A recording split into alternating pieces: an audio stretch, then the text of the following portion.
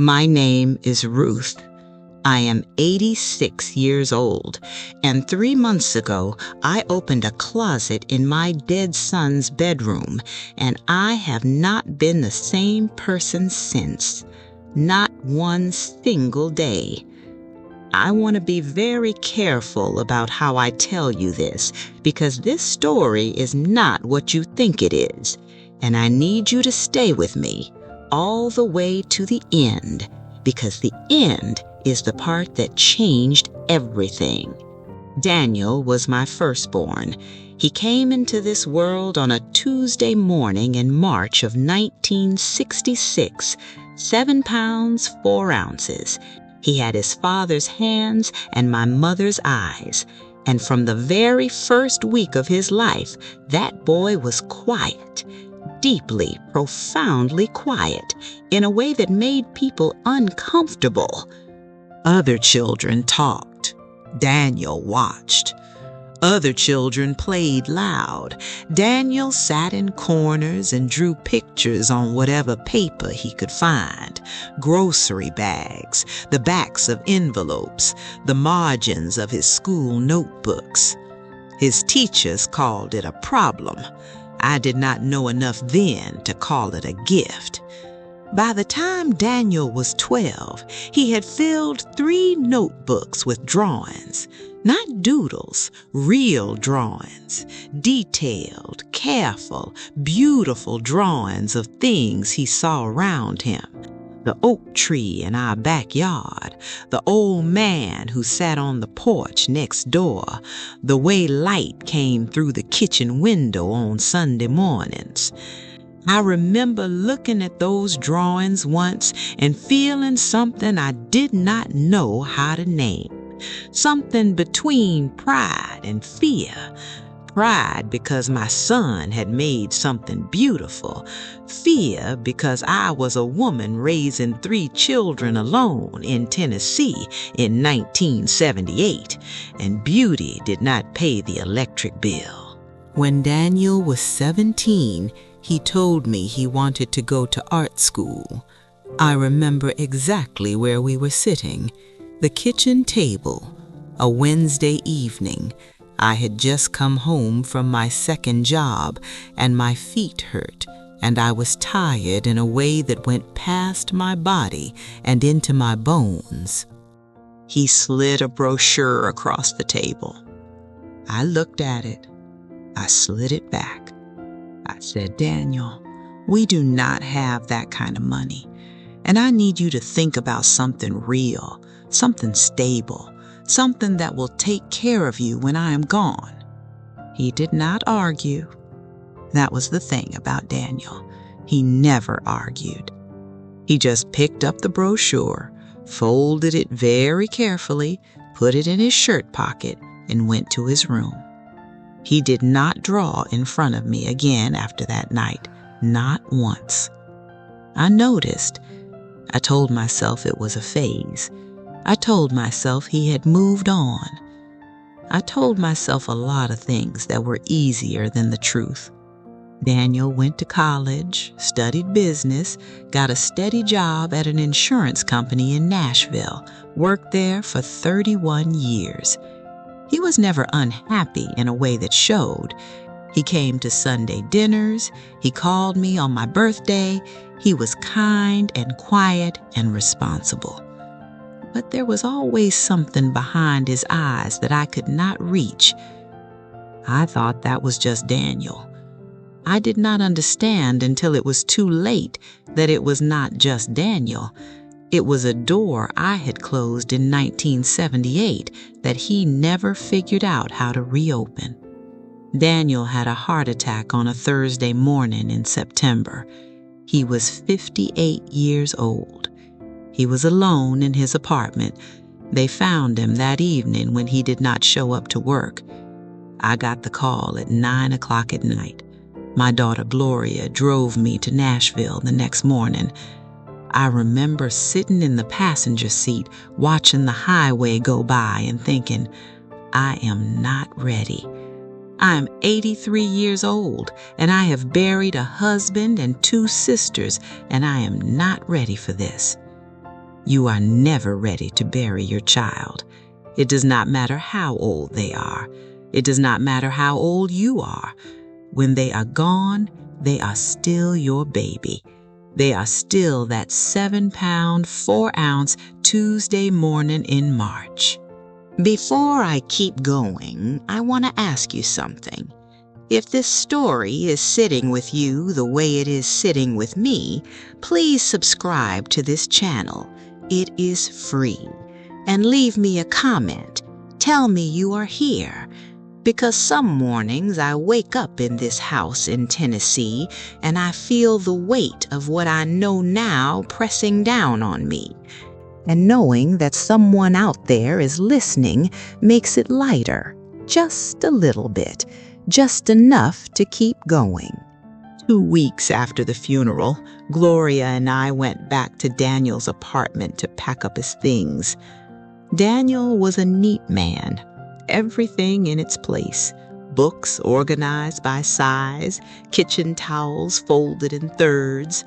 His closet, the one in his bedroom, had a simple wooden door with a small brass handle. I almost did not open it. I thought it would just be clothes, suits for work, maybe some boxes. I turned the handle, I opened the door, and I stood there in my dead son's bedroom, and I could not breathe. From the floor to the ceiling, stacked in careful rows, rolled and standing upright in the corners, leaning against the back wall in layers, paintings. Not one or two, not a hobby, hundreds of them, maybe more. I turned to Gloria. She had her hand over her mouth. Neither of us spoke for a very long time. I reached in and picked up the one closest to me. It was a painting of our old kitchen, the one in the house where Daniel grew up. The yellow walls, the crack in the linoleum near the refrigerator, the curtains my mother had made by hand. It was perfect. Every detail, every shadow, exactly as I remembered it. I turned it over.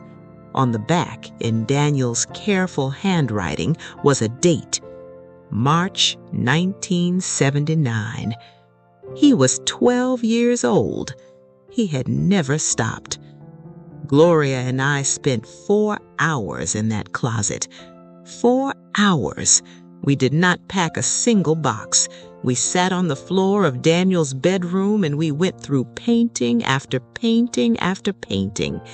There were paintings of places I recognized, our backyard, the church we went to when the children were small, the road outside my mother's house in Georgia. There were paintings of people, some I knew, some I did not. There was one of me. I was young in it, 30, maybe 35. I was standing at the kitchen sink with my back to the painter. The light from the window was falling across my shoulders. My hands were in the water. I do not know how long I held that painting. I just know that when I finally put it down, my face was wet, and I had not felt myself start to cry. On the back of that painting, Daniel had written just 3 words. She worked hard.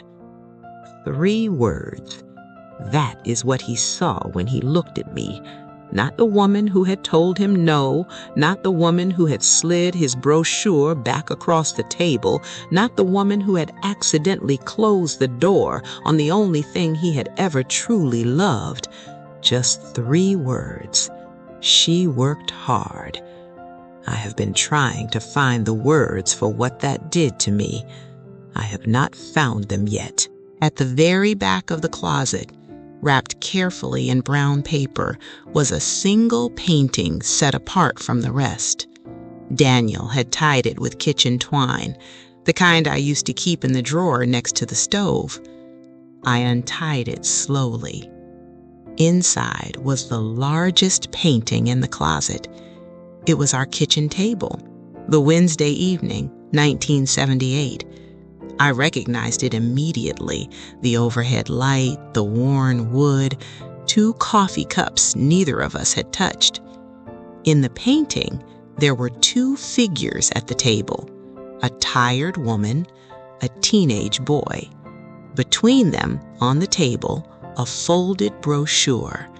But in the painting, unlike what actually happened, the woman's hand was reaching across the table, not sliding the brochure back, reaching toward the boy. Daniel had painted the moment the way he had wished it had gone, the way he had spent 40 years wishing it had gone. I turned the painting over. On the back, he had written, "I know you were tired, Mama. I know you were scared. I never stopped. I just needed you to know that. I never stopped." I have thought about that closet every single day since we found it. I have thought about Daniel sitting in his apartment after 31 years at an insurance company, changing into old clothes, setting up a small easel near the window, painting alone in the quiet, never showing anyone, never selling anything, never asking for anything, just painting because it was the only place left where he was completely himself. I have thought about what it costs a person to carry something that beautiful alone for 40 years, to love something that deeply and never once let it be seen. And I have thought about that 17-year-old boy at the kitchen table with his brochure folded carefully in his shirt pocket, who never argued, who just went to his room, who just kept going. I would give everything I have left to sit across from him at that table again. I would not slide the brochure back. I know that changes nothing, but I need you to know that I know. If you are a parent watching this, you do not have to be cruel to close a door in your child's life. Sometimes all it takes is being tired on the wrong night, being scared on the wrong night, saying the practical thing when your child needed you to say the brave thing. We do not always get to know which nights those are until it is too late. What I know now is this. Daniel spent 40 years painting alone in a closet. And somehow, in painting after painting, he was not bitter. He was not angry. He painted our kitchen with yellow walls. He painted me at the sink and wrote, "She worked hard." He painted the moment he wished had gone differently, and in his version, my hand was reaching toward him. My son spent 40 years giving me grace I did not know I needed. I am going to spend whatever time I have left trying to be worthy of it. Daniel, I see you now. I see all of it, every single painting. You were never just quiet, baby. You were paying attention. And I am so sorry it took me this long to do the same. To anyone watching this who is holding something unsaid with someone they love, please do not wait. Whatever it is, whatever night it has to be, please do not wait.